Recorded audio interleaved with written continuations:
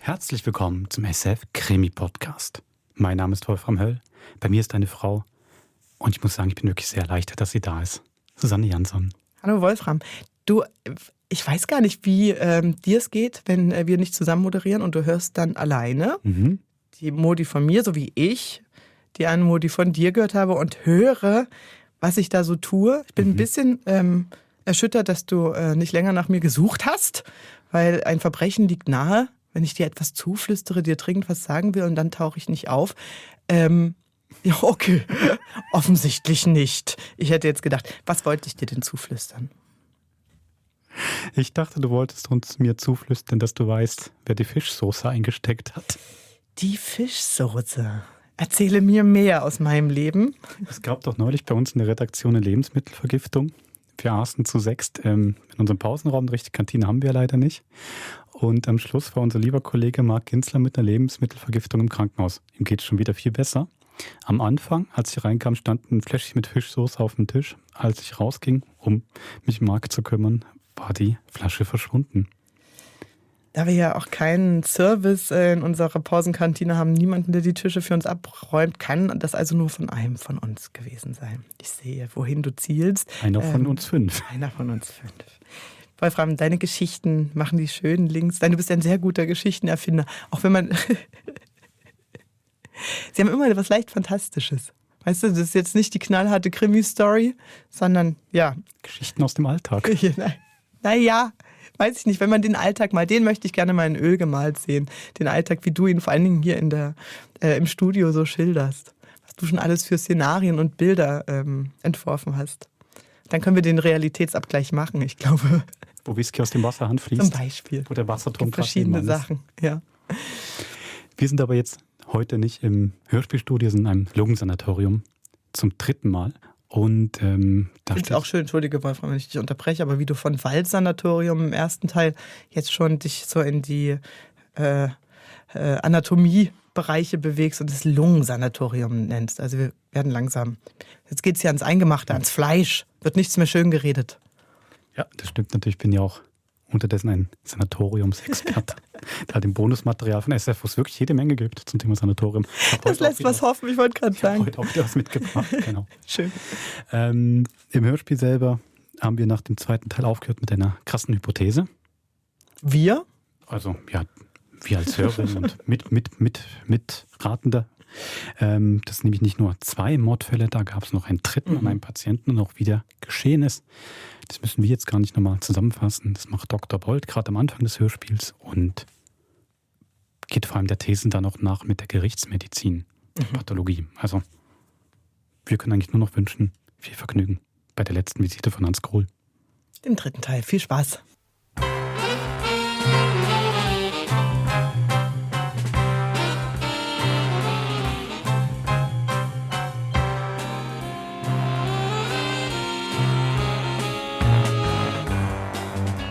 Die letzte Visite.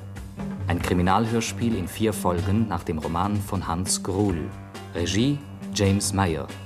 3. Folge. Wir saßen im Vorzimmer des Chefs im Pathologischen Institut. Professor Bierstein döste zum Fenster hinaus und ich sah ihm dabei zu. Wir warteten. Zu sprechen gab es nichts mehr. Wenn Bierstein mit seiner Theorie recht hatte, dann war in unserer Klinik ein Patient ermordet worden. Rechtsanwalt Dr. Bergius. Eingeliefert mit tuberkulöser Hirnhautentzündung, auf dem Wege der Besserung, unter ständiger ärztlicher Kontrolle, behandelt mit Streptomycin intralumbal. Ein schwerer Fall, gewiss, aber nicht hoffnungslos. Doch dann die plötzliche Verschlechterung, unerklärlich, Apathie, rapider Verfall, Tod. Biersteins Theorie stützte sich auf 4 Ereignisse.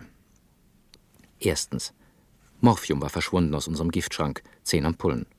Zweitens, Oberschwester Anna hatte den Verlust bemerkt, gemeldet und war am gleichen Abend gestorben. Ein schwerer, scharfkantiger Stein hatte sie erschlagen, oben, im Pumpenraum des Wasserturms. Er war aus der Einfassung einer der Fensterluken herausgebrochen. Drittens.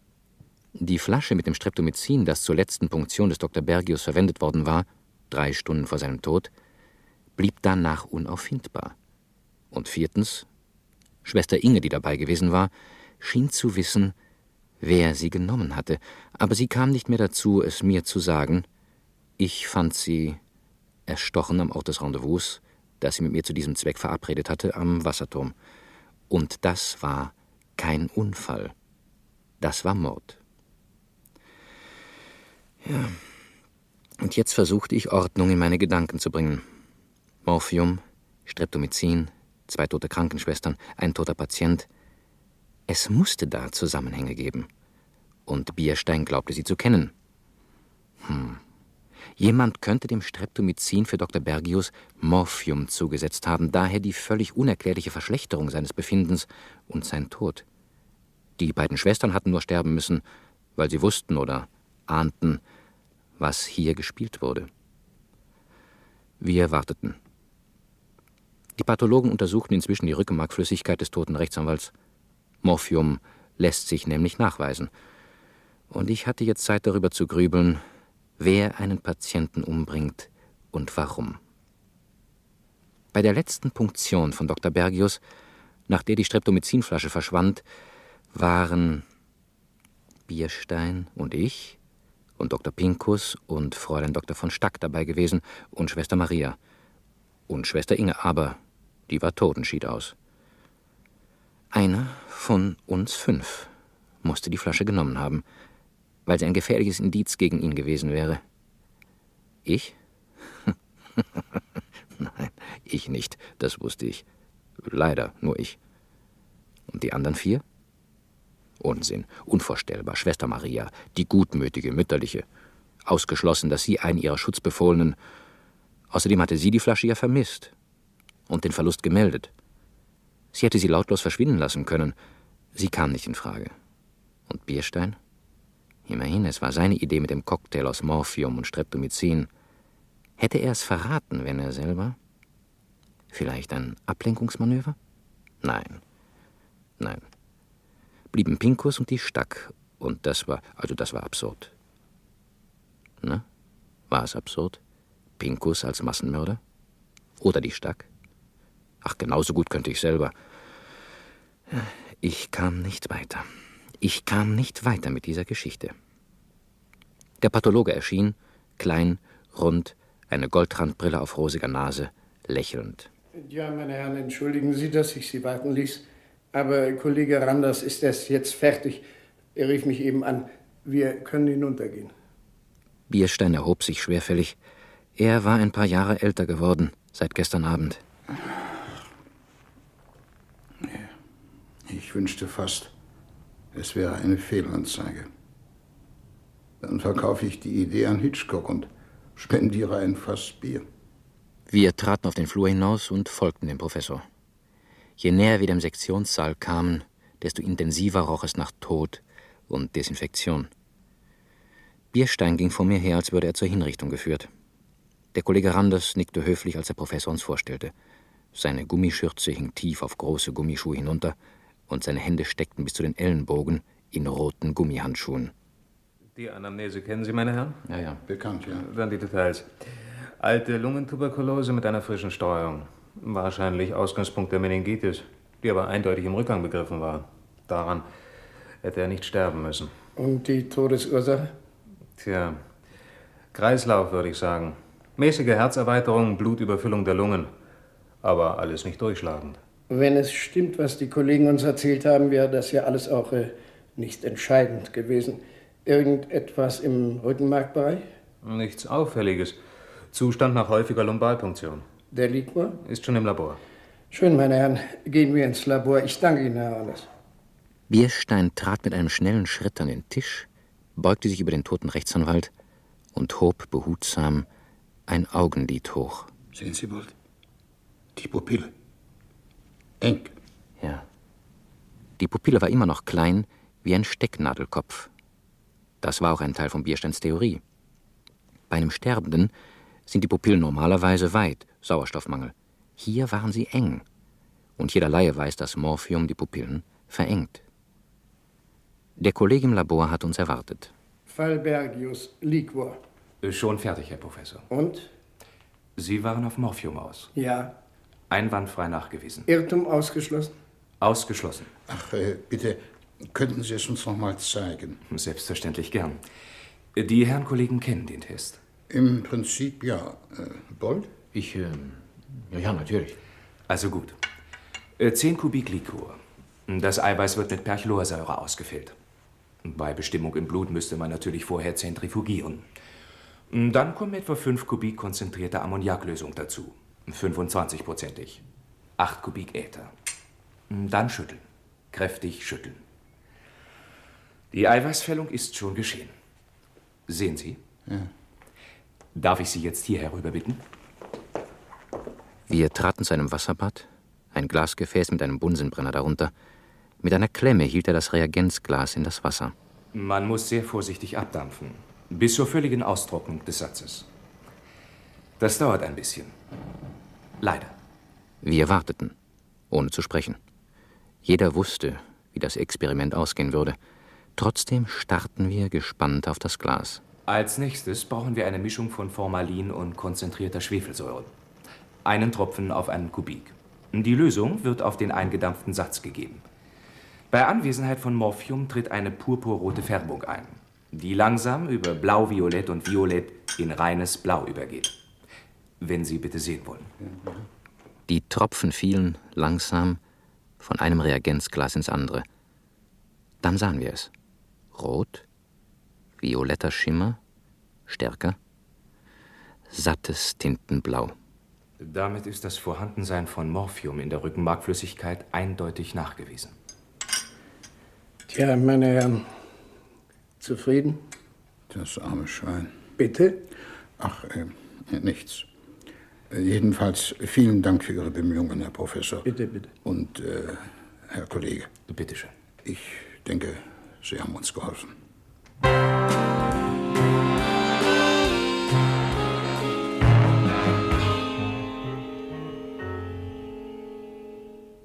Kommissar Nogues hatte sich unseren Bericht schweigend angehört. Wir waren vom Pathologischen Institut direkt zu ihm ins Präsidium gefahren. Jetzt stand er auf und trat ans Fenster. Er dreht uns den Rücken zu, als er anfing zu sprechen.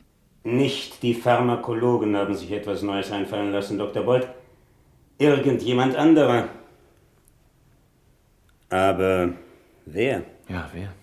Morphium und Streptomycin zu mixen ist ja kein alltäglicher Einfall. Sie haben mir das bestätigt, beide. Irgendjemand hatte ihn trotzdem. Wer? Wer hat so viel Fachkenntnisse? Ein Arzt? Vielleicht. Vielleicht auch nicht. Ich weiß es nicht. Herr Professor? Mir ist es eingefallen gestern Abend beim Bier, als Bolls Assistentin von der Möglichkeit sprach, dass jemand Jemand? dem Bergius an den Kragen wollte. Wie kam sie darauf? Keine Ahnung, sie hat eben Fantasie. Viel? Immerhin so viel, dass sie nicht auf die Idee käme, einen Patienten und 2 Schwestern umzubringen. Woher wollen Sie das wissen? Ach, hören Sie auf. Jeder kommt in Betracht. Jeder von uns da draußen. Eben. Aber sagen Sie, Herr Professor, wie kam Ihnen diese Idee? Ich meine, das kombinierte Medikament als Mordwaffe. War nur die Bemerkung von Fräulein... wie hieß doch Ihre Assistentin gleich, Herr Dr. Bolt? Fräulein Radies, Petra Radies. Gut. Sie äußerte also, jemand wollte Herrn Dr. Bergius an den Kragen. So war es doch, oder?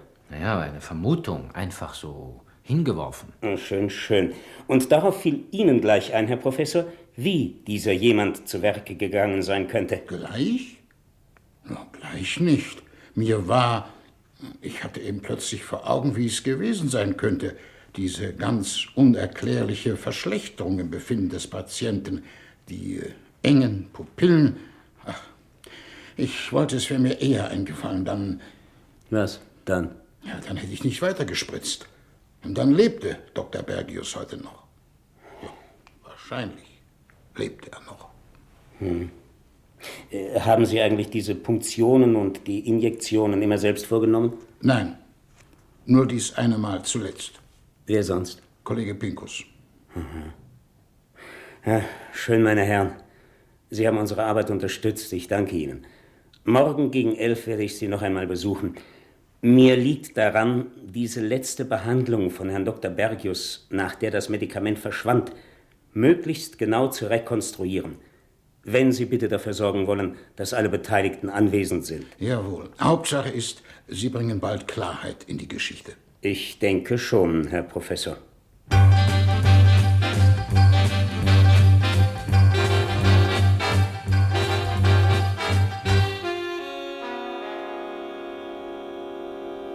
Kurz vor 11 am nächsten Vormittag verließ ich meine Dunkelkammer, um mich zu der angekündigten Gala-Vorstellung des Kommissars in das Behandlungszimmer zu begeben, in dem wir Dr. Bergius zum letzten Mal lebend gesehen hatten. Auf dem Gang traf ich mit der verehrten Kollegin von Stack zusammen. Was will er denn diesmal? Eine kleine Aufführung inszenieren. Die letzte Punktion von Dr. Bergius. Und wozu soll das gut sein? Er möchte den Täter entlarven. So schnell? Er tat so. Das ist ja richtig unheimlich. Ja. Hat er denn schon einen bestimmten Verdacht? Ja, ich weiß nicht, Verehrteste. Ja, so ganz traut er uns wohl allen nicht über den Weg. Sie machen mir richtig Angst. Na, keine Sorge. Wenn Sie ihm sagen, wo Sie die Flasche versteckt haben, gibt es mildernde Umstände. Damit sollten Sie aber wirklich nicht spaßen. Im Behandlungszimmer trafen wir Pinkus. Er grinste schief und gequält, breitete beide Arme aus und zog die Schultern hoch. Noch 2 Verdächtige. Willkommen. Heute wird doch bestimmt einer von uns mitgenommen, wie? Einer? Optimist. Haben Sie noch nie etwas von Massenverhaftungen gehört, Herr Kollege? Witzbold. Sagen Sie mir lieber, was der ganze Zauber soll. Was will er denn damit erreichen? Er wird es uns gleich verraten. Da bin ich aber gespannt. 1 Minute nach 11 kamen Bierstein und der Kommissar zusammen mit Schwester Maria. Sie hatte rote Flecken im Gesicht und ihre Hände fummelten unausgesetzt an ihrer Schürze herum. Meine Damen und Herren, ich hoffe, Sie nicht lange aufhalten zu müssen. Mir ist nur wichtig, den Hergang dieser letzten Behandlung des Dr. Bergius einmal selbst vor Augen zu haben. Ich kann mir dann ein besseres Bild machen. Ich hoffe, Sie haben Verständnis dafür. Ja, selbstverständlich. Darf ich Sie jetzt bitten, den Behandlungstisch hereinzufahren, Schwester Maria, so wie Sie es an dem betreffenden Tag auch getan haben? Ja, bitte. Das Untersuchungszimmer war rechteckig, fast quadratisch, hatte ein breites Fenster und eine zweiflügelige Tür. An der rechten Wand standen der Schreibtisch und ein Untersuchungsbett. Links 2 emaillierte Schränke mit verglasten Türen für Instrumente und Arzneimittel. Maria schob die fahrbare Trage herein, auf der Bergius gelegen hatte, rollte sie bis zur Mitte des Raumes und drehte sie dann schräg zur rechten Fensterecke hin.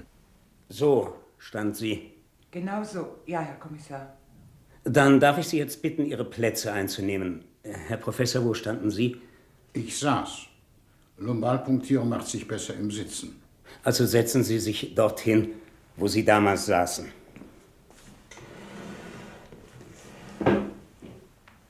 Bierstein zog sich einen Hocker heran und setzte sich dicht an die rechte Längsseite der Trage, genau vor die Mitte. Frau Doktor? Die Stack kam vom Fenster her und stellte sich ans Kopfende. Ja, dort hatte sie gestanden, ich wusste es. Pinkus kam wieder an die obere, rechte Ecke der Trage und stand zwischen der Stack und Bierstein. Ich trat ans Fußende, alles wie am Tage von Bergius Tod. Wo war Schwester Inge? Mir gegenüber. Sie hat ihn gehalten. Ich werde Ihren Platz einnehmen. Und nun bitte, Schwester Maria, wo waren Sie und wo stand das Medikament?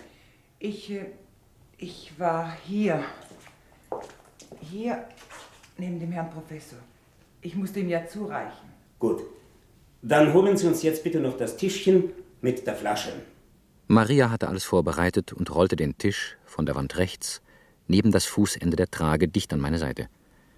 Ich hätte die Flasche mit der Hand greifen können und sah, dass Noges das wohl erkannte. Maria stellte sich dann neben Bierstein. Ja, und nun waren wir alle an unseren alten Plätzen, außer Dr. Bergius und Schwester Inge. So, meine Damen und Herren, nun wollen wir versuchen zu rekonstruieren, wie es war, als die Behandlung beendet war und Dr. Bergius hinausgefahren wurde. Wer ging als Erster hinaus? Sie, Dr. Bold? Nein, ich nicht. Ich stand im Weg und trat zur Seite. Schwester Inge rollte die Trage zur Tür. Und weiter? Der erste war ich, glaube ich. Schwester Inge ging dann zum Kopfende und ich nahm den Griff an den Füßen. Hier, so. Und dann schoben wir die Trage hinaus. Und die anderen Herrschaften blieben alle zurück? Nein. Ich quetschte mich an der Trage vorbei und raus. Da war Schwester Maria aber schon durch die Tür? Ja. Ja, und dann ging ich hinterher. Auch als die Trage noch halb in der Tür stand? Ja, unmittelbar hinter dem Professor. Mhm. Ja, und dann? Ja, ich glaube, dann kam ich. Ja, bestimmt. Inge und Schwester Maria schoben die Trage zur Tür hinaus und ich ging direkt hinter Inge her. Ja, ich weiß noch, ich schob den Wagen etwas zur Seite, weil Inge mit der Trage daran angestoßen war. Stand die Streptomycin-Flasche noch darauf? Also ich muss ehrlich sagen, Herr Kommissar, ich habe nicht darauf geachtet. Ich sah auf die Trage und auf den Patienten. Und ja, dann war ich auch schon draußen. Ja. Vielen Dank, Frau Doktor. Demnach waren Sie hier der Letzte im Raum, Herr Dr. Pinkus. Also einer muss der Letzte sein, Herr Kommissar. Ja, natürlich. Wie in der Schule. Aber wann gingen Sie hinaus? Überhaupt nicht. Ich bin hier geblieben. Weshalb? Ich hatte anschließend ein paar Untersuchungen, außerdem Spritzen und Infusionen. Also habe ich gewartet, bis Maria und Inge zurückkamen und dann haben wir weitergemacht. Und bis dahin waren Sie hier allein? Ja, allein. Haben Sie die Flasche auf dem Wagen noch gesehen? Ja, ich muss sagen, es ging mir wie der Kollegin von Stack. Ich habe nicht drauf geachtet. Ich habe den Tisch gesehen. Er stand immer noch da hinten. Aber die Flasche? Nein. Und was haben Sie gemacht in der Zwischenzeit? Ich habe am Schreibtisch gesessen und mir die Krankenblätter zurechtgelegt. Schwester Maria? Ja, Herr Dr. Pinkus saß am Schreibtisch, als ich zurückkam. Und die Streptomycin-Flasche? Ich weiß nicht, ob sie zu dieser Zeit noch da stand. Wir haben gleich weitergearbeitet. Ich habe den Tisch beiseite geschoben, aber aufgeräumt habe ich erst später, als alles fertig war. Und da merkten Sie, dass die Flasche fehlte? Ja. Wann war das ungefähr? Welche Zeit? Ganz genau weiß ich das nicht mehr, Herr Kommissar. Es muss kurz vor Mittag gewesen sein. Ja, ich ging dann zum Essen. Und wer von Ihnen ist, nachdem er das Zimmer schon verlassen hatte, noch einmal zurückgekommen? Niemand, Herr Kommissar. Niemand außer Inge, Maria und mir. Das heißt, ich war ja sowieso hier. Sagen Sie, Herr Professor, ja? Ist es nicht ungewöhnlich, dass Sie alle so schnell nach Ihrer Tätigkeit den Raum verlassen haben? Ist es nicht üblich, noch über so einen komplizierten Fall zu sprechen? Richtig, ja, das ist üblich. Und wir machen das im Allgemeinen auch so, aber hier, jeder wusste ja, was mit Dr. Bergius los war. Wir hatten alles schon besprochen und jeder hatte es eilig, auf seine Station zu kommen. Keiner hatte Visite gemacht, weil ich so früh punktieren wollte. Und warum so früh? Die Geschichte war mir eben unheimlich und ich wollte keine Zeit verlieren. Damit stehen wir also vor folgendem Ergebnis. Entweder wurde die Flasche bei dem allgemeinen hastigen Aufbruch weggenommen von einem von Ihnen. Oder von Ihnen, Herr Dr. Pinkus, als Sie allein im Raum waren. Oder es ist später noch einmal jemand zurückgekommen und hat die Flasche geholt. Ebenfalls einer von Ihnen oder einer der Patienten, die Sie hier behandelt haben. Wissen Sie noch, welche Patienten das war? Nicht mehr, nein, aber das kann ich mühelos feststellen. Ich wäre Ihnen dankbar, wenn Sie das täten. Sicher ist jedenfalls, dass Schwester Inge den Betreffenden beobachtet hat. Und diese Beobachtung wurde ihr zum Verhängnis. Wir kommen nur weiter, wenn wir wissen, wer das Streptomycin für Dr. Bergius mit Morphium präpariert hat. Und vor allem, wenn wir erfahren, warum Dr. Bergius ermordet wurde. Wenn Ihnen dazu etwas einfällt, rufen Sie mich bitte an. Ich danke Ihnen, meine Damen und Herren.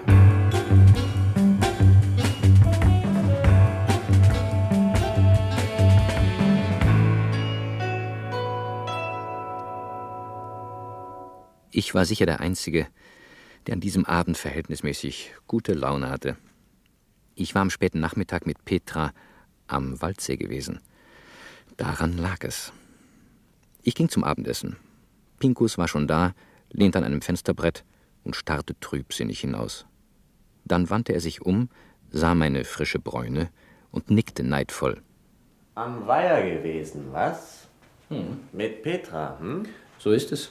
Schlimm, schlimm.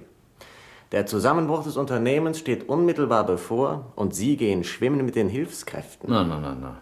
Warum steht der Zusammenbruch unmittelbar bevor? Naja, zuerst werde ich verhaftet und hingerichtet. Dann stellt sich heraus, dass das ein Irrtum war. Und daraufhin werden alle anderen verhaftet und hingerichtet. Und dann wird der Laden geschlossen. Diese unerbittliche Folgerichtigkeit ist beklemmend. Aber meinen Sie im Ernst? Der Kommissar hat was gegen Sie? Da muss man nicht besonders begabt sein, um das zu merken. Ach, bei dem hat das nichts zu bedeuten. Ich hatte auch den Eindruck, zum engeren Kreis der Verdächtigen zu gehören, nachdem ich Anna gefunden hatte. Ja, und Inge. Scheint aber nicht so zu sein.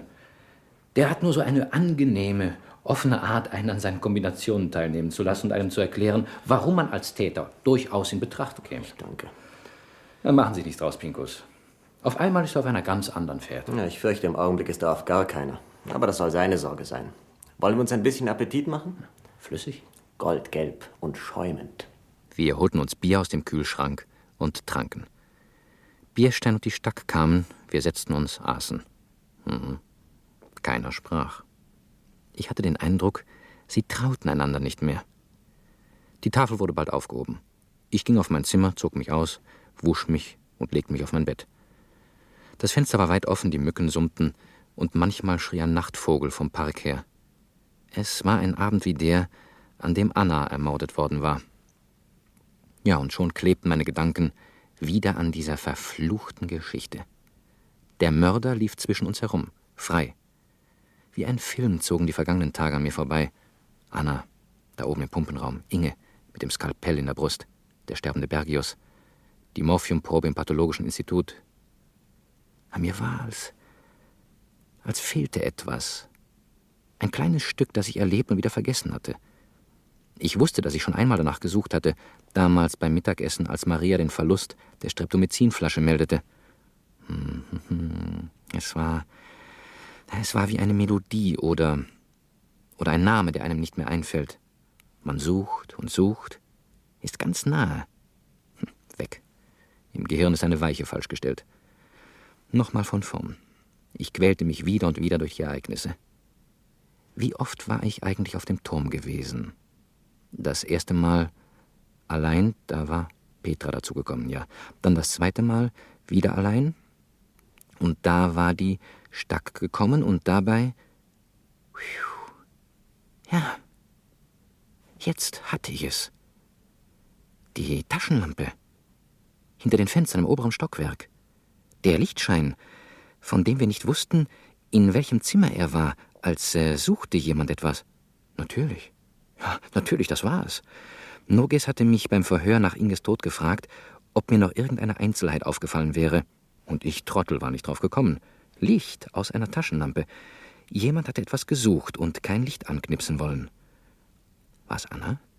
Auf der Suche nach dem Morphium? Das war's. Das musste es sein.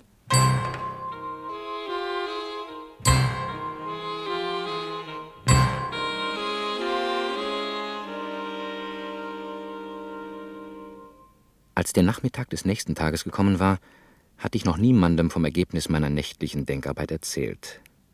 Erst einmal selber nachsehen, sicher ist sicher. Ich schlenderte durch den Park, stieg auf den Turm und musterte die Fenster des Obergeschosses. Wo war das Licht gewesen?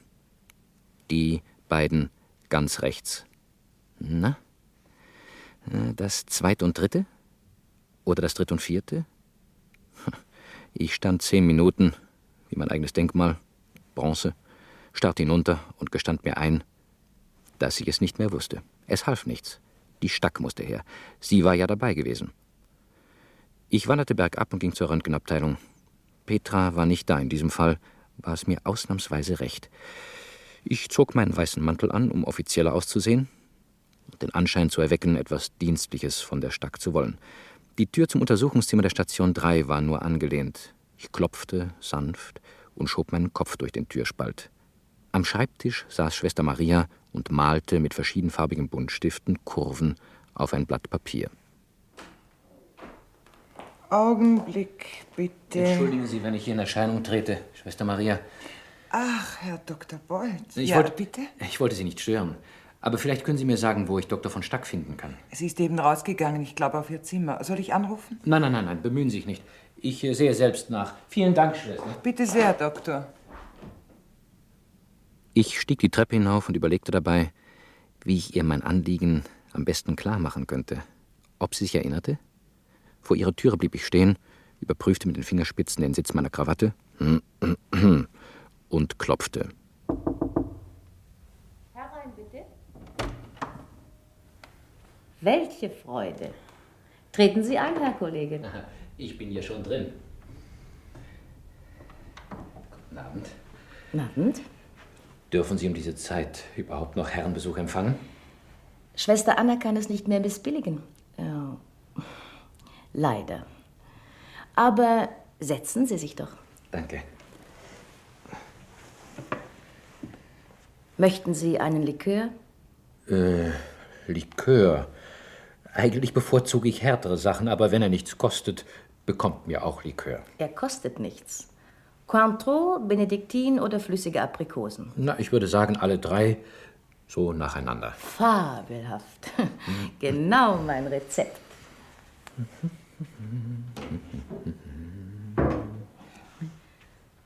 So. Danke. Zum Wohl, Herr Kollege. Ja, zum Wohl.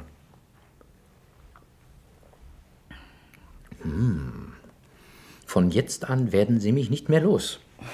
Ein Likörlager nur wenige Meter von mir entfernt und ich weiß nichts davon? Ich halte es geheim. Sonst spricht es sich herum. Obwohl eigentlich bekannt sein dürfte, dass alterndes weibliches medizinisches Personal leicht dem Trunk verfällt. Nicht nur weibliches Personal. Sie sind sehr liebenswürdig. Hoffentlich sind Sie nicht nur dienstlich hier. Offen gesagt, nein. Nein. Es ist etwas anderes. Deswegen ist es mir auch lieb, dass ich hier mit Ihnen reden kann. Es hängt mit unserer Gruselgeschichte zusammen. Ach, haben Sie etwas Neues erfahren? Ja, ich weiß noch nicht recht. Mir ist nur etwas eingefallen. Ach ja, Sie machen mich neugierig.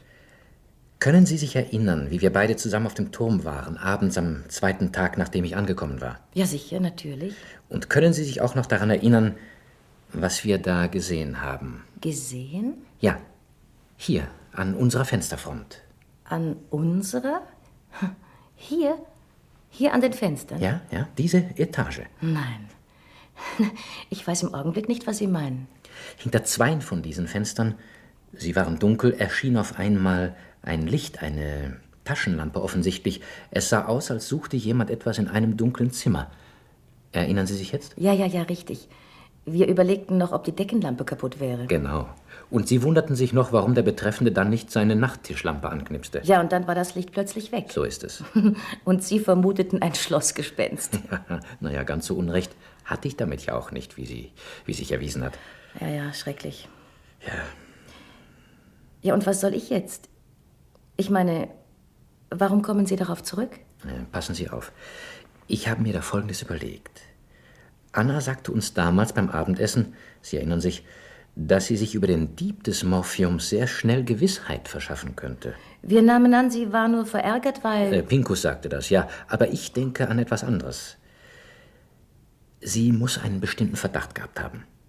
Wie nun, wenn sie mit der Taschenlampe in einem der Zimmer hier herumgesucht hat, und zwar in dem Zimmer, des von ihr Verdächtigten. Sie sind ja ein richtiger Detektiv. Warten Sie, darauf muss ich uns erst noch einen eingießen. Halten Sie das nicht alles für ein bisschen abwegig? Ich weiß nicht. Bedenken Sie, dass Anna in derselben Nacht noch sterben musste. Wenn der Betreffende wusste oder auch nur ahnte, dass Anna ihn im Verdacht hatte, dann musste er so schnell wie möglich etwas inszenieren, um sie zum Schweigen zu bringen. Und das hat er ja getan. Jetzt wollte ich das Zimmer wiederfinden, in dem sie möglicherweise gesucht hat. Wenn sie es wirklich war. Sicher, aber möglich ist es doch, oder? Möglich ist es. Ich habe mich vorhin auf den Turm gestellt und das Haus angestarrt, aber ich konnte es nicht herausfinden. Es müsste hier auf unserer Seite gewesen sein. Natürlich kann ich mich irren. Vielleicht war es auch ein Stockwerk tiefer oder weiter nach drüben, weiter zur Mitte. Ich war mir eben nicht sicher. Ja, und deshalb wollte ich Sie bitten, mit mir den Turm zu erklimmen, damit wir gemeinsam noch einmal versuchen, die richtigen Fenster zu identifizieren. Was halten Sie davon? Offen gestanden, nicht so sehr viel wie Sie. Ich meine, Es wird uns schwerfallen, uns so genau zu erinnern. Naja, wir können es ja mal versuchen, nicht? Gelingt es uns nicht? Auch gut. Dann muss die Polizei eben allein zurechtkommen. Haben Sie dem Kommissar schon von Ihrer Idee erzählt? Nein, es ist ja auch durchaus möglich, dass ich mich blamiere. Aber bevor ich nicht Gewissheit habe, dass Na ich mich schön. wirklich... Ich bin ja zu jedem Unsinn bereit. Entschuldigen Sie, aber es klingt wirklich alles recht abenteuerlich, was Sie da vorbringen. Anna musste doch damit rechnen, jeden Moment erwischt zu werden, wenn sie in einem fremden Zimmer mit einer Taschenlampe herumsucht. Und Ja, außerdem, was denn, wenn sie nun den Falschen in Verdacht gehabt hat? Ja, das alles zugegeben, das kann ja sein. Andererseits dagegen spricht, dass sie so schnell aus dem Weg geräumt wurde. Jemand muss sie doch gefürchtet haben, oder? Einen Unglücksfall schließen Sie ganz aus? Total. Nach allem, was danach passierte. Inge, Dr. Bergius, die Morphium-Streptomycin-Mixtur. Nein, das wäre ein allzu blödsinniger Zufall. Also gut. Fein. Dann lassen Sie uns auf unsere gemeinsame Expedition noch einen letzten Schluck trinken. Alkohol fördert das Kombinationsvermögen. Eine verwegene Theorie, aber her damit. Der kleine Abendspaziergang wird uns dann umso besser bekommen. Und wenn wir uns über das Fenster einigen können, geben wir dem Kommissar einen Tipp. Was ist, wenn es Ihre Fenster sind? Meine? Ja. Ja, dann. Also dann weiß ich ehrlich gesagt nicht, was Anna oder sonst jemand dort gesucht haben könnte. Unter uns, Kollegin. Pornografische Magazine führe ich seit meinem 15. Lebensjahr nicht mehr mit mir. Und das Morphium habe ich auch nicht geklaut. Na, dann ist ja alles in bester Ordnung. Wann wollen wir abmarschieren? Ich denke, wenn es dunkel ist. Dann sind die damaligen Versuchsbedingungen wiederhergestellt. Treffen wir uns oben? Gut. Um welche Zeit? Sagen wir um 9. Um 9. Ich dachte an Inge und wollte eine andere Zeit vorschlagen, aber ich ließ es. Wir tranken noch einen Benediktin und einen Aprikot und ich begann, mich wie eine Zuckertüte zu fühlen. Alles klebte zusammen. Aber ich kam noch recht ordentlich von meinem Stuhl hoch, bedankte mich artig und ging.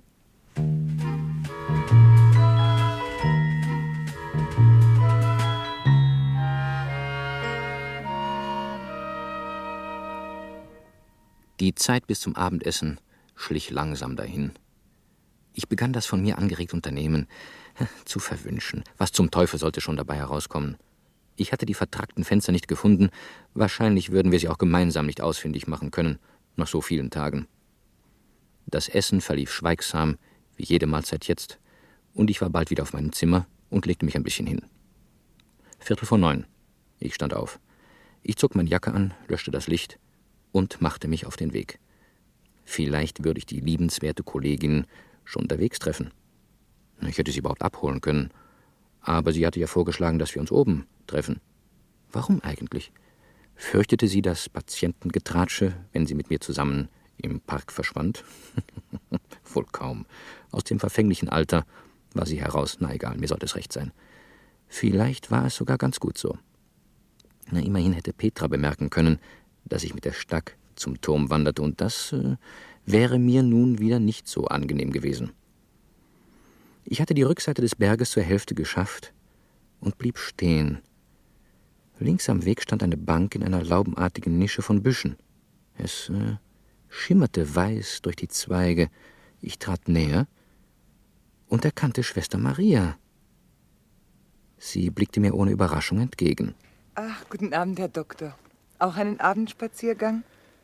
Ja. Die Röntgenluft so den ganzen Tag. Da muss man was für seine Atemwege tun abends.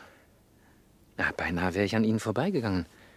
Ich habe Sie kaum gesehen in dem dichten Gestrüpp. Ich sitze oft auf dieser Bank, so abseits. Man ist mal ganz für sich. Ja, und ich klettere gern auf den Turm. Mich wundert, dass ich Sie noch nie getroffen habe, Schwester Maria, bei meinen Ausflügen. Ach, wissen Sie, ich bin nicht immer zur gleichen Zeit hier. Es hängt davon ab, wann ich unten fertig werde. Ja, da haben Sie natürlich recht. Gehen Sie nicht zum Turm hinauf? Nein, nicht mehr, Herr Doktor. Früher, da war ich fast jeden Abend oben. Der herrliche Blick rundum. Aber ich bin ja nicht mehr die Jüngste. Das Herz, wissen Sie, und Seitdem das passiert ist, mit der Oberschwester und mit der kleinen Inge, nein, ich kann es nicht mehr. Ja, ist verständlich. Ja, dumme Geschichte. Ach, sagen Sie, haben Sie zufällig Fräulein Dr. von Stack gesehen? Sie wollte vielleicht auch zum Turm hinauf. Nein, es ist noch niemand vorbeigekommen. Ja, dann vielen Dank, Schwester Maria, und atmen Sie recht tief durch. Wenn Fräulein Doktor noch kommt, soll ich ihr dann... Nein, danke schön. Wenn sie kommt, werde ich sie ja treffen. Gute Nacht, Schwester Maria. Gute Nacht, Herr Doktor. Ich setzte meinen Weg fort. Bisschen merkwürdig, diese Begegnung, oder? Saß sie wirklich öfter abends auf dieser Bank? Dass ich sie noch nie getroffen hatte. Andererseits, warum sollte sie nicht? Und so oft war ich schließlich diesen Weg auch noch nicht gegangen.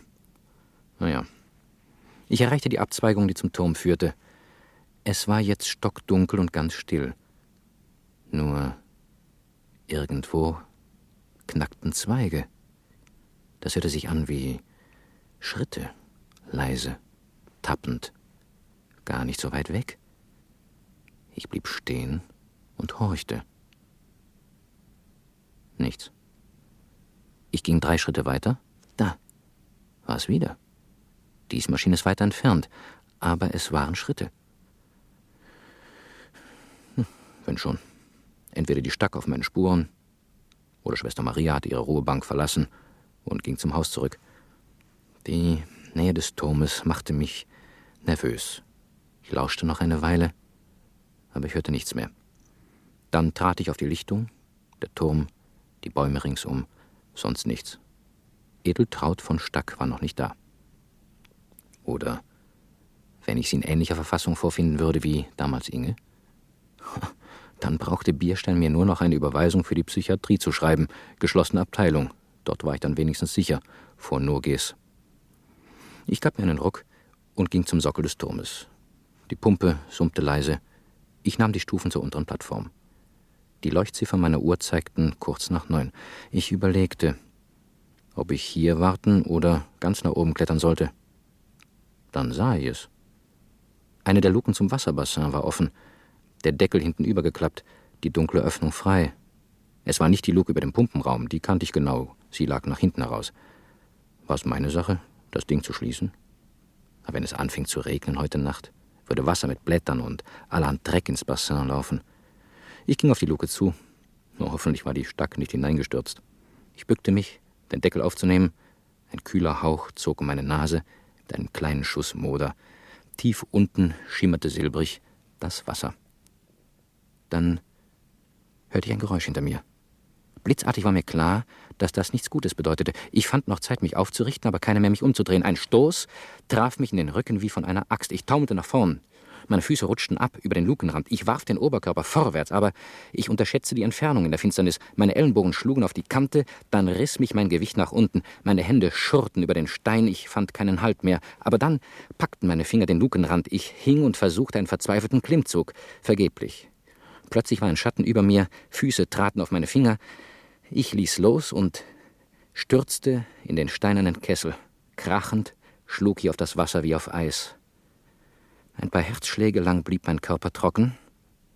Dann griff die Nässe nach meiner Haut. Ich musste unermesslich tief unter Wasser sein.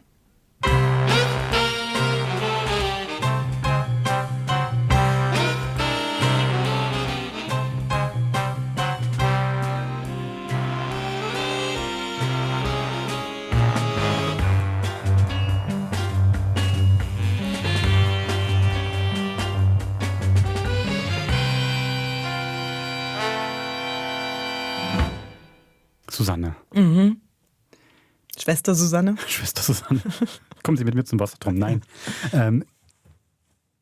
Ich dachte beim Hörspiel, als jetzt das 3. Rendezvous beim Wasserturm anberaumt wurde, dachte ich, diese 2 Sachen. Entweder dachte ich, okay, ist mit wieder dieser schönen Regelmäßigkeit, dieser Gleichförmigkeit des Alltags im Sanatorium. Es geht einmal pro Folge, geht man zum Wasserturm, einmal pro Folge stirbt jemand.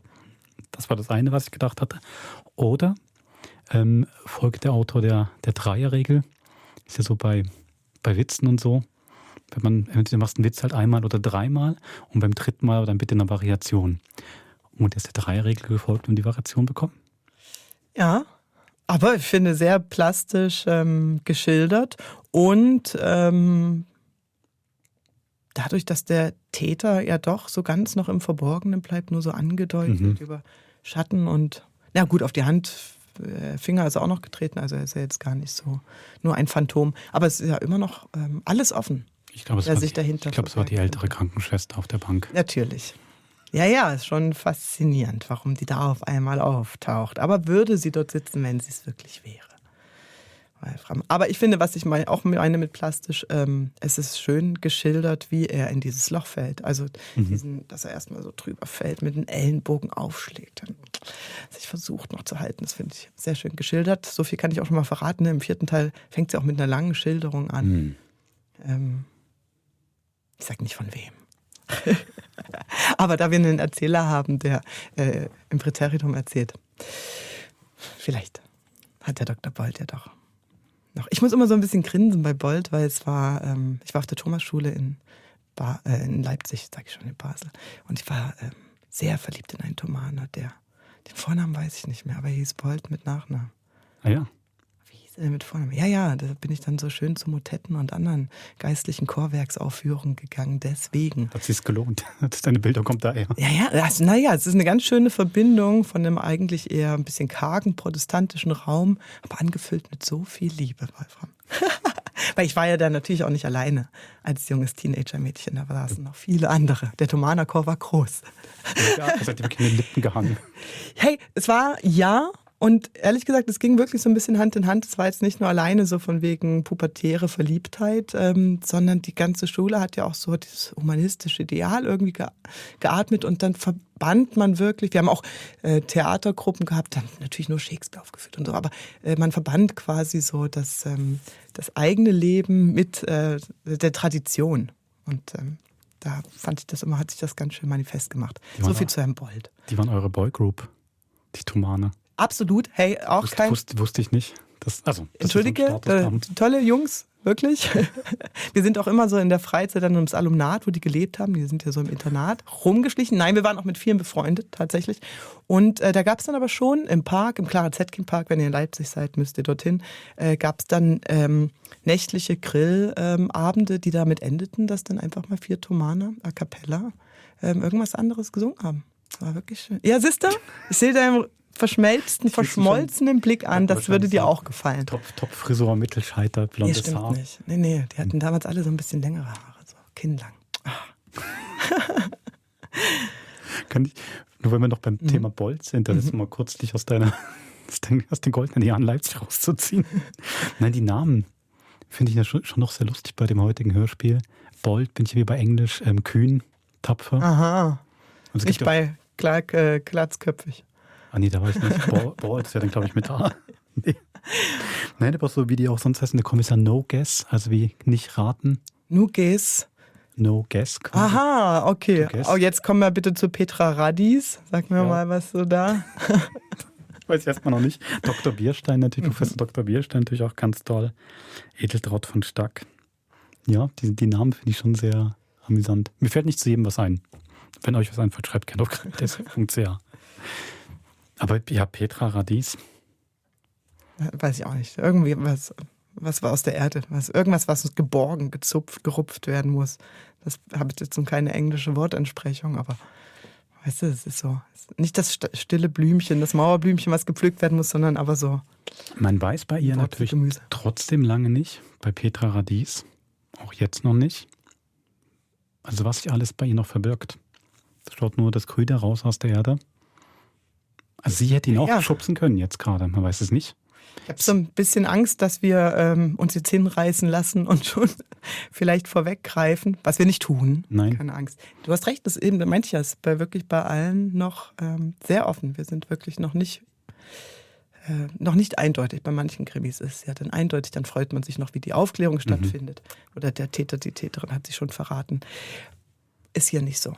Aber wir könnten noch was anderes über Hans Gruhl verraten. Wir haben ja das letzte Mal nur über seinen mysteriösen Tod gesprochen. Hans Gruhl war Röntgenarzt. Sieh an. Nein, aber er weiß wirklich, wovon er schreibt. Ja, eben, das ist vielleicht was für den True Crime Hub.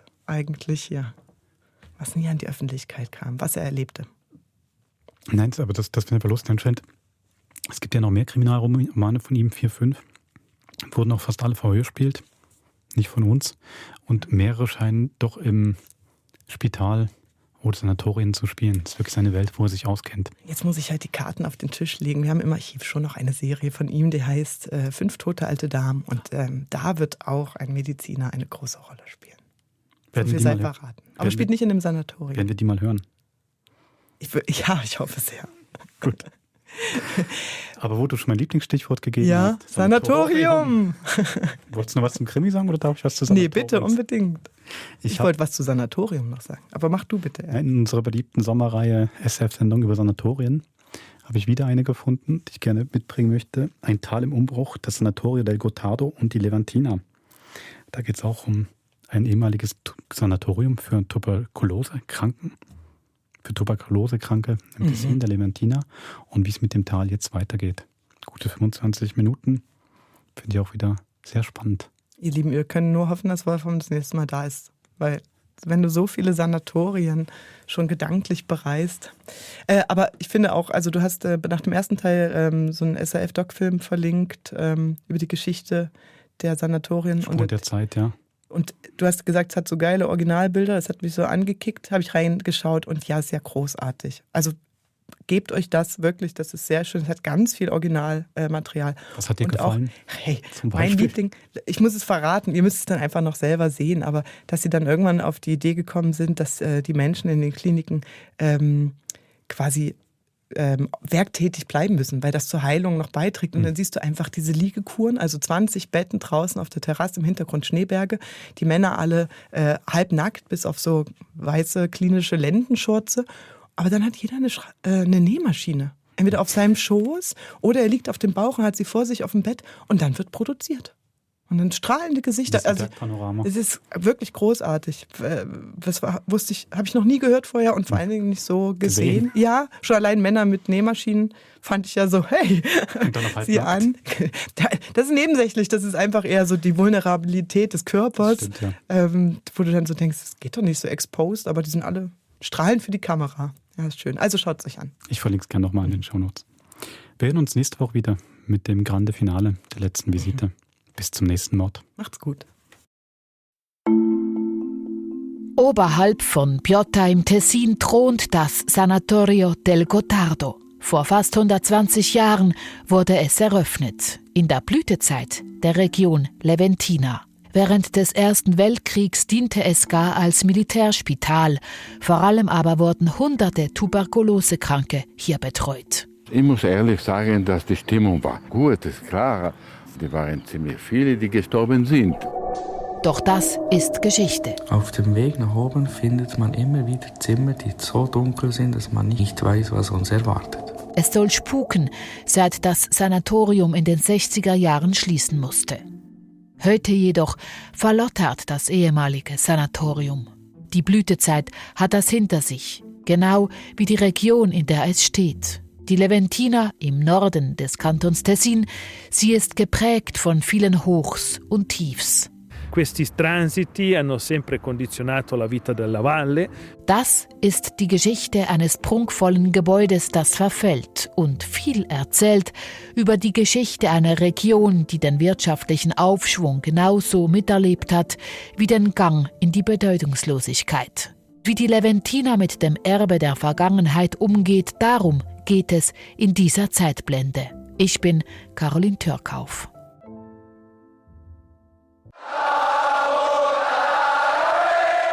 Ideales Sinnbild der bewegten Geschichte der Leventina, diesem Transittal zwischen Biasca und Airolo, ist der Eishockeyclub Ambri Piotta.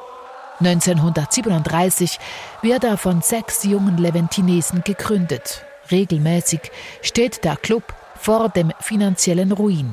Immer aber kann sich der Underdog wieder nach oben kämpfen. Auch wegen diesem Image verfügt Ambri über viele glühende Fans in der ganzen Schweiz und im Ausland. Sie strömen jeweils in Scharen in die neue, große Multifunktionsarena San Gotardo. Gebaut vom Tessiner Star-Architekt Mario Botta. Steht sie gut sichtbar direkt neben der Autobahn in Ambri. In der Leventina fällt dieser Neubau auf. Denn neu gebaut wird hier derzeit wenig. Früher war das anders. Kapitel 1: Die Blütezeit. Davon zeugt ein Haus, das nur wenige 100 Meter nördlich der Multifunktionsarena steht. Etwas am Hang gelegen. Dort thront ein elegantes Krankenhaus im Jugendstil. 1905 lässt es der Arzt Fabrizio Maffi in Piotta von einem namhaften Mailänder Architekten erbauen. Das sogenannte Sanatorio del Cotardo sollte mit seinen Kuren in guter Bergluft helfen, die Menschen von der Tuberkulose zu heilen. In dieser Zeit sterben in der Schweiz Zehntausende von Menschen an dieser Lungenkrankheit. Flavio Donella kannte viele Sterbende. Kein Wunder, sagt der 81-jährige Mann verschmitzt, als ich ihn beim verlotterten Bau treffe. Er steht auf dem Schotterweg, der zum ehemaligen Sanatorium führt. Es steht seit über 60 Jahren leer. Für Donella ein Ort der Erinnerung. Also ich habe einen Weltrekord, würde ich sagen. Ich bin der Einzige, der hier geboren ist. Donellas Vater war nämlich der Direktor des Sanatoriums. Er selber hat jahrzehntelang in der Deutschschweiz im Übersetzungsdienst der Armee gearbeitet. Seiner Geburtsstätte ist er aber immer treu geblieben. Ab und zu komme ich zurück, weil es ist klar, ich habe meine ersten 13 Jahre hier verbracht und die Erinnerungen sind viel. Flavio Donella zeigt auf die große geschwungene Terrasse. Heute wachsen auf ihr kleine Bäumchen. Es ist Jahrzehnte her, dass hier auf Liegen in Decken eingewickelte Menschen gelegen sind. Ihre Kuren konnten monatelang dauern. Nach heutigem Wissensstand kurbelten die Kuren aber höchstens die Selbstheilungskräfte an. Vor 70 Jahren lagen hier im Sommer an die 170 Patientinnen und Patienten, gepflegt von katholischen Schwestern. Mit seinen rund 40 Angestellten sei das kantonale Sanatorium ein wichtiger Arbeitgeber gewesen, sagt Donella. Weil hier konnte man alles machen. Man hat viel Garten mit 2 Gärtner, die haben einfach Gemüse und Obst gemacht. Und hier unten war noch eine Schweinezucht, nicht wahr? Man war fast autonom. Das war mein Paradies praktisch als Kind, nicht wahr? Ich habe also viele Möglichkeiten und ich bin immer also mit den Leuten. Also. Er habe vom Gärtner, den Waschfrauen und Köchinnen fürs Leben gelernt, sagt er. Auf dem Weg zum verlotterten Haupteingang des riesigen Gebäudes bleibt er plötzlich stehen. Seine Erinnerung macht Halt im Winter 1950, der als Katastrophenwinter in die Schweizer Geschichte einging. Ich war mit meiner Mutter da im Haus und man hat bemerkt, dass etwas passiert ist. Warum? Weil, wenn die Lawine die Hochspannungsleitung kaputt gemacht hat so ein Lärm, wir haben ungefähr gedacht, vielleicht 50 Elefanten, die einfach geschrien haben. Wir sind gegangen mit meiner Mutter, so in eine Ecke, wo von 3 der breite Mauer geschützt war, hier vorne. Und er hat gewartet. Wir haben gesagt, jetzt kommt er auf dem Haus, nicht wahr? Und er plötzlich still. Enorm still. Und er hat gesehen, alles weiß, alles sehr hell. Hat hier praktisch Endstation gehabt. Die Lawine hat das Sanatorium wundersam verschont, ganz anders als das Dörfchen Airolo. Dort hat eine Lawine wenige Minuten später 10 Menschen getötet und viele Häuser und Ställe zerstört. Jetzt steht Flavio Donella drinnen im riesigen, baufälligen Gebäude. Hier war eine Chirurgiesaal. Man hat bis ungefähr Anfang 50er Jahre hat man 2 Zürcher Ärzte, die operiert haben hier, und immer gesagt, der Saal ist organisiert vielleicht ein bisschen besser für diese Operationen an Lungen und so als in Zürich. Die damaligen Behandlungsmethoden scheinen aus heutiger Sicht abenteuerlich. Der kleine Flavio bekommt damals aber nichts davon mit. In seiner Erinnerung lebendig hingegen ist der große Spielsaal, wo sich die Tuberkulose-Patienten vergnügen konnten. Wieder huscht dieses verschmitzte Lächeln über sein Gesicht, als er erzählt, dass ihm sein Vater den Kontakt mit den Kranken strengstens verbot. Kein Wunder, Tuberkulose ist eine tödliche Infektionskrankheit. Auch wenn mein Vater mir gesagt hat, geh nicht zu den Kranken, du musst nicht gehen. Ich war immer überall mit den Leuten und ich bin immer noch da, das war kein Problem. Zweites Tag war ein Ingenieur, der Flugzeugmodelle gebaut hatte. Das ist selbstverständlich. Ich war immer da oben, nicht, weil es interessant und nachher plötzlich hatte ich gehört, die Geschichte von meinem Vater war typisch. Und nachher, jetzt, was war ich? Unter dem Bett. Noch schlimmer. Und immer noch da, nicht wahr? Ich bin nicht gestorben wegen dem. Sagt der heute 81-jährige Flavio Tonella, der im Sanatorio del Gottardo in Piotta in der Leventina seine Kindheit verbrachte. Auf engem Raum mit Dutzenden Tuberkulosekranken, die dort zur Kur weilten. Warum gerade dort eine Lungenklinik entstanden ist, das hat nicht nur mit der vermuteten guten Luft zu tun, sondern auch mit dem wirtschaftlichen Aufschwung und der Eisenbahn. Im letzten Jahrhundert war die Stimmung im Tal vielfach gelöst, so auch um die Jahrhundertwende im Hauptort der Leventina in Faido. Anfangs des 20. Jahrhunderts blühte dort nämlich der Tourismus auf. Das möglich gemacht hat der Bau der Gotthardeisenbahn. Das sagt der Historiker Fabrizio Viscontini. Er betont, dass die Geschichte der Leventina und damit die Mentalität seiner Bewohner und Bewohnerinnen seit jeher von den Entwicklungen des Verkehrs geprägt worden ist. Questi transiti hanno sempre condizionato la vita della valle. All'epoca delle mulattiere. Während der Zeit der Saumwege haben die Leventinesen zusammen mit den Urnern den Warenverkehr mit Maultieren und Pferden vorangetrieben. Anfangs des 19. Jahrhunderts wurde die Hauptstraße gebaut. Der eigentliche finanzielle Aufschwung der Leventina geschah aber Ende des 19. Jahrhunderts mit dem Bau der Gotthardeisenbahn. Die Eisenbahn bestimmte die nächsten 80 Jahre die florierende Wirtschaft und damit das Leben im Tal. Es entstand auch das Tourismusgeschäft.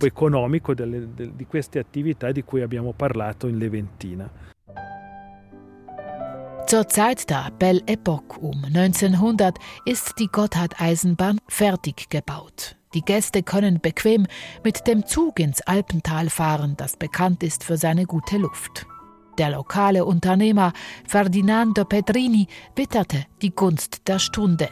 Er hatte zuvor dem harten Leben im Tal den Rücken gekehrt. Wie viele andere auch, hat er auf der Suche nach dem großen Glück in Australien nach Gold gesucht. Erfolglos. Historiker Viscontini steht am Bahnhof von Faido und betrachtet die abgeblätterten Fassaden der großen Jugendstilbauten, die ehemaligen Hotels. I begli edifici in stile Liberty che si vedono ancora in stazione e anche scendendo verso Faido. Die großen herrschaftlichen Gebäude im Liberty-Stil, die Sie hier sehen können, hat alle der Unternehmer Pedrini realisiert. Sein Unterfangen war risikoreich, denn als die Gotthardeisenbahn fertig war, gab es auch Kritiker.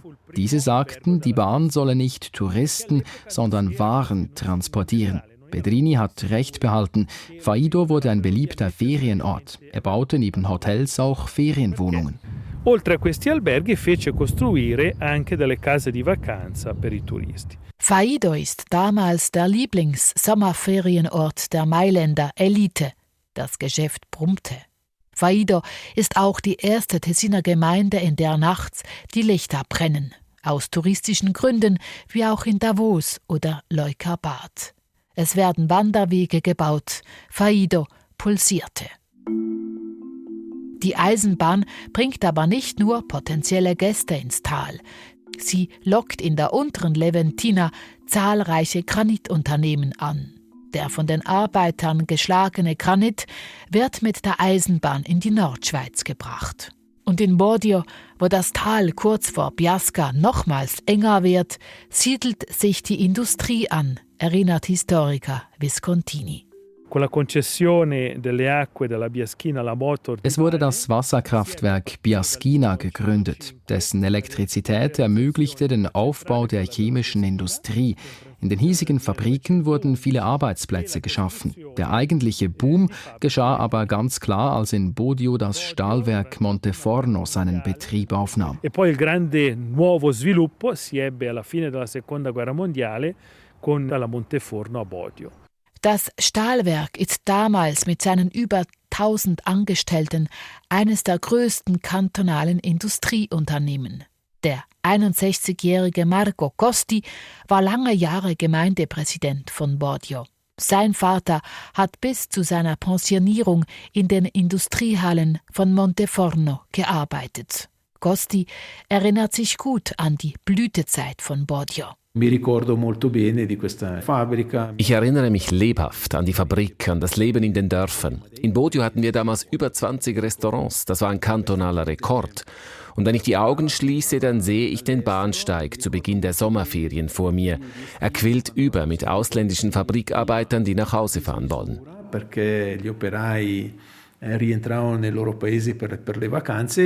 Macht Costi die Augen auf, ist die Realität eine andere. Bodio scheint ausgestorben. Was ist passiert in diesem Tal, das einst so blühte?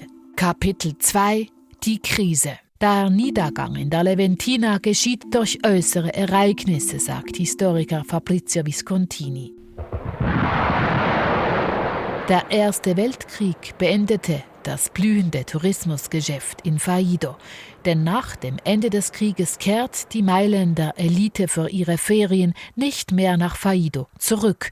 Sie macht jetzt in Italien Ferien, genauer gesagt am Gardasee. Regno d'Italia durante la Prima Guerra Mondiale aveva conquistato il Trentino. Während des Ersten Weltkriegs besetzte Italien das Trentino. Die Region des Gardasees gehörte damit zu Italien. Als patriotischer Akt gingen die Italienerinnen nach dem Kriegsende in Italien bzw. im Trentino in die Ferien. Sie kamen nicht mehr in die Leventina. Faido hat nur auf die zahlkräftige Mailänder Elite gesetzt, hat seine Gästeschaft nicht diversifiziert. Dieses Klumpenrisiko wird dem Hauptort der Leventina zum Verhängnis, sagt der Historiker. Auch auf den Terrassen des Sanatoriums San Gottardo gibt es wenig Betrieb. Nach und nach gibt es, zum Glück muss man sagen, andere Behandlungsmethoden für Tuberkulosekranke, die anschlagen. Erste Schutzimpfungen werden durchgeführt. In den 50er Jahren kommen erste Antibiotika-Behandlungen auf. Die Nachfrage nach Behandlungen sinkt. 1962 schließt der Kanton Tessin als Besitzerin das Sanatorium aus wirtschaftlichen Gründen.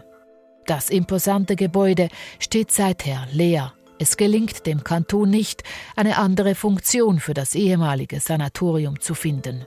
Das bedauert Flavio Tonella, der heute 81-jährige Mann, der im Sanatorium geboren wurde. Also man muss sagen, dass wann zugemacht wurde, jemand hat einen Fehler gemacht. Hat immer gedacht, da können wir das ganze Gebäude am Militär verkaufen.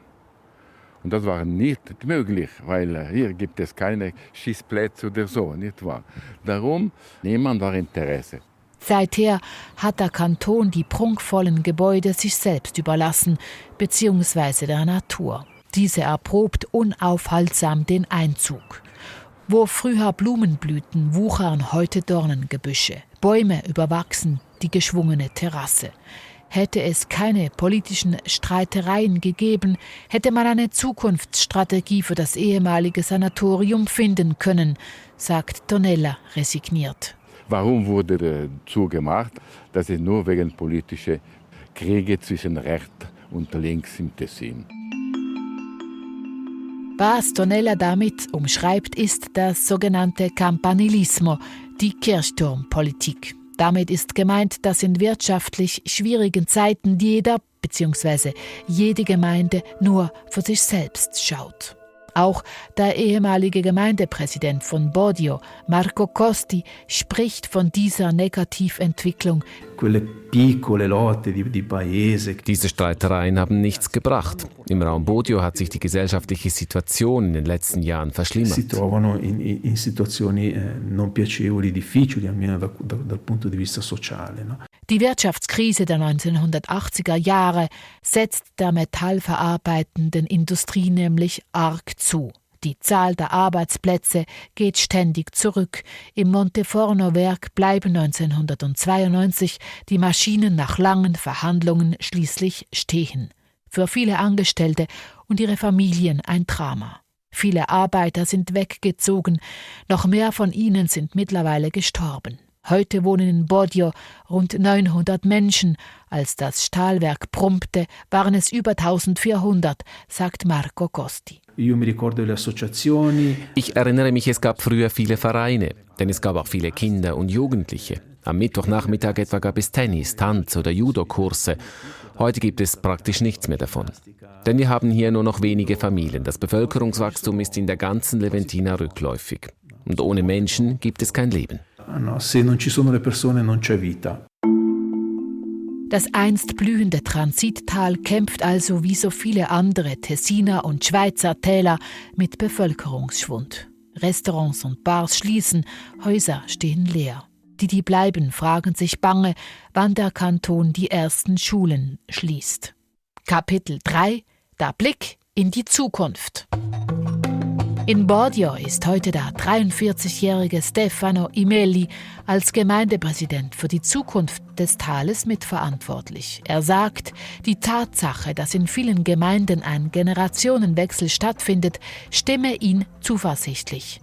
Senza voler giudicare il passato, però il fatto che adesso siamo una squadra di sindaci giovani. Ich will die Vergangenheit nicht verurteilen, aber wir jungen Gemeindepräsidenten schauen nach vorne und nicht zurück. Das Wichtigste aber ist, dass wir uns vertrauen. So können wir viel schneller etwas bewirken. Questo permette anche a noi di risparmiare tanto tempo ed essere molto più efficaci. Imelli steht jetzt im Gemeindesaal von Bodio und betrachtet eine Reliefskulptur von Stefano Francini, der erste Tessiner Bundesrat, das Wahrzeichen der Leventina. Stefano Francini rappresenta un po' quello che era il ponte, quindi Francini wurde hier geboren. Er hat in Mailand Mathematik studiert und ging dann nach Bern. Wir haben eine Brückenfunktion zwischen Bern und Mailand. Wir haben etwas zu sagen. Er hatte viel zu sagen. Ci siamo per voler dire qualcosa e lui ha detto tanto. Stolz schwingt mit. Kein Wunder, der ehemalige Bauernbub aus Bodio hat die ETH mitgegründet und die Weichen gestellt für das Bundesamt für Statistik. An Francini und seinem Pioniergeist müsse man sich orientieren, sagt Gemeindepräsident Imelli. Quello che spiace a me è che tante persone. Was mir nicht gefällt, ist, dass gerade auf Social Media immer wieder das Schließen der Monteforno-Fabrik thematisiert wird. Nie wird gesagt, dass wir heute einen kleinen, aber sehr potenten Industriehub in der unteren Leventina haben. Der große Unterschied zu früher ist, dass die allermeisten Arbeiter nicht mehr mit ihren Familien in unserem Dorf leben, sondern abends mit dem Auto auf der Autobahn heimfahren. Das müssen wir ändern. Convincere chi lavora da noi a restare di casa da noi. Dafür brauche es intakte Dorfstrukturen mit einer Kinderkrippe, einem Einkaufsladen und einem Restaurant, sagt Imelli. Dafür werde er sich einsetzen. Doch einfach ist das alles nicht. Der Glanz der Blütezeit der Belle Époque blättert langsam, aber stetig ab in der Region. Und vor 25 Jahren hat auch das letzte der großen Jugendstilhotels seine Türen geschlossen. Das Tourismusgeschäft mit Hotelgästen darbt. Doch nicht alle bleiben der Region fern. Denn gerade das ehemalige verlotterte Sanatorium macht sich bei einer ganz bestimmten Gruppe von Touristinnen und Touristen als Ausflugsort beliebt. Auf dem Weg nach oben findet man immer wieder Zimmer, die so dunkel sind, dass man nicht weiß, was uns erwartet. Das ehemalige Lungensanatorium hat sich in den letzten Jahren in der Szene einen Namen als Spukhaus gemacht. Von weit her reisen Neugierige an. Auf YouTube gibt es Videos, die die ehemaligen Leichenhallen im Keller zeigen und von Kratzgeräuschen berichten. Doch das ist alles fernab der Realität. Das weiß auch der 81-jährige Flavio Tonella, der hier geboren und aufgewachsen ist. Bei unserem Besuch im Sanatorium steigt er über Bierflaschen, Verpackungen und Wandverputz. Je nach Windzug ist der Uringeschmack beißend. Hier habe ich gewohnt, oben die Zimmer. Der Direktorensohn sagt, er habe hier eine wunderbare Kindheit erlebt. Tonella steht jetzt drinnen in seinem ehemaligen Geburtshaus. Ein Klavier liegt am Boden, eine Schreibmaschine liegt verkeilt auf der Tastatur. Katastrophe. Seit 1962 stehen diese Gebäude, die dem Kanton Tessin gehören, leer. Die Bemühungen, wieder Leben ins ehemalige Sanatorium zu bringen, scheitern. Und doch tut sich etwas. Im Jahr 2016 taucht der kasachische Investor Timur Azimov auf. Gemäß seinem LinkedIn-Profil ist er im Öl- und Gasgeschäft tätig. Große Medienauftritte gab er bisher nicht. Bekannt ist, dass dieser Investor dem Kanton das baufällige Gebäude abkauft für 750.000 Franken. Der kasachische Investor kündigt an, er wolle hier für bis 150 Millionen Franken eine Akademie für den Eissport errichten, eine Sportschule für bis 500 Jugendliche. Die Gemeinde Quinto rechnet mit 100 Arbeitsplätzen. Eine Machbarkeitsstudie soll jetzt das Riesenprojekt evaluieren. Bis allenfalls die Bagger auffahren, bis dahin ist es noch ein sehr langer Weg. Oder in den Worten von Tonella, der hier geboren wurde: Scheint, sie wollen hier die Eisbahnen bauen, also für die Studenten. Aber ist alles in der Luft noch. In der Luft. Das ehemalige Sanatorium ist Sinnbild für die aktuelle Situation der Leventina. Es ist klar, so wie es jetzt ist, kann es nicht weitergehen. Es gibt Ideen für die Zukunft, aber die klingen zum Teil eben ziemlich fantastisch und führen nicht unbedingt dazu, dass wieder mehr Menschen im Tal wohnen und die Häuser nicht mehr leer stehen. So prüft der Kanton derzeit zwischen Ambri-Piotta und dem Macha-Tal den Bau der weltweit längsten Pendelbahn. Bei allen Unsicherheiten umso wichtiger für die Stimmung im Tal die Freude an ihrem Eishockey-Club Ambri-Piotta, der ebenfalls Sinnbild ist für die Leventina, die Region im Norden des Kantons Tessin, die geprägt ist von Hochs und Tiefs, die den Niedergang miterleben muss, aber nicht aufgibt. So wie ihr Eishockey-Club, der seit 2021 in einem neuen Stadion spielt. Ein Omen vielleicht für das alte Sanatorio del Cotardo. Es wäre zu hoffen, dass das schöne Jugendstilgebäude eines Tages wieder in neuem Glanz erstrahlt. Eine Hoffnung, die auch Flavio Tonella, der im Gebäude geboren und aufgewachsen ist, noch nicht aufgegeben hat. Das war die Zeitblende zur ehemaligen Lungenklinik oberhalb von Piotta.